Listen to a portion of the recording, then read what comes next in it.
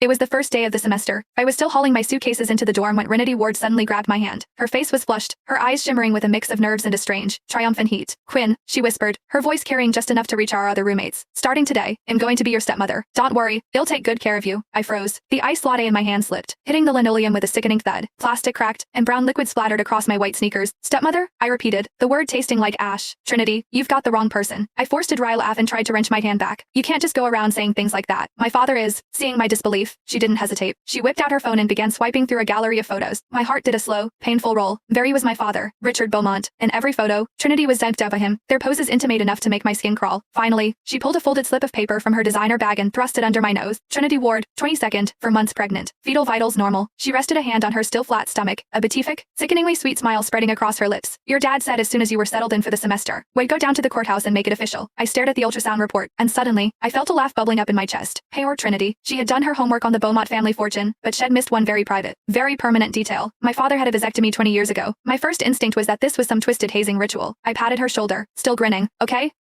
you got me. Truth or dare? You're a great actress, Trinity." For a second there, I actually thought you were serious. Trinity cut me off, her expression shifting instantly to one of wounded innocence. "I'm not lying to you, Quinn. I know who your father is. I know HES, the CEO of Beaumont International. I know I'm just a student and people will say I'm not good enough for him." She took a shaky breath. "But your mother has been gone for so long, and what he and I have is real. Please, just give us your blessing." A chill settled over me. This wasn't a joke. My father, Richard Beaumont, was the city's most eligible bachelor. The line of women trying to climb into his life stretched out the door of his penthouse and around the block. But in all these years, not one had ever made it past the velvet ropes. It wasn't that they weren't beautiful enough. It was because my father's garden had been salted and burned long ago. When my mother almost died giving birth to my brother and me, the terror changed him. He couldn't lose her again. The day we were born was the day he scheduled his vasectomy. And now, this girl was telling me HED managed to conjure a miracle baby in his 50s? The absurdity of it was staggering. Without another word, I pulled out my phone to call him. I wanted to hear the confusion in his voice. I wanted him to shut this down, but before the call could connect, Madison Miller, our third roommate, lunged forward and snatched the phone out of my hand. "Stop it, Quinn. You can't just call him like that." "HES, my father." "Madison, give it back." "Mr. Beaumont is a busy man," Madison argued, her voice frantic. "If you call him and start accusing him of things, think of how embarrassed he'll be. Besides, Trinity is sensitive right now. Think of the baby. Can't we just talk this out as adults without making a scene?" I opened my mouth to explain that it was biologically impossible for Trinity to be carrying a Beaumont heir, but Trinity cut in, her voice dissolving into soft sobs. "Quinn, please don't call Richard." Her eyes were red-rimmed, a masterclass in performative grief. "I don't want to cause trouble between you two. I know you're angry, but this is real. I'm carrying his child. It'll be better to you than a real mother ever could." She choked out. "I'm begging you. Just give me a chance." I was caught between fury and exhaustion. I tried to keep my voice level. "Trinity, we're theater majors. Our reputations are everything. You're young. Don't let someone brainwash you into this. This baby, it isn't his. If you go through with this lie, how are you going to live with yourself?" I thought I was being helpful, but it clearly touched a nerve. Trinity shoved my hand away, clutching her stomach as she wailed. "You just don't want us to be together. Fine. They'll go to the clinic tomorrow. They'll get rid of the baby. Is that what you want? Are you happy now?"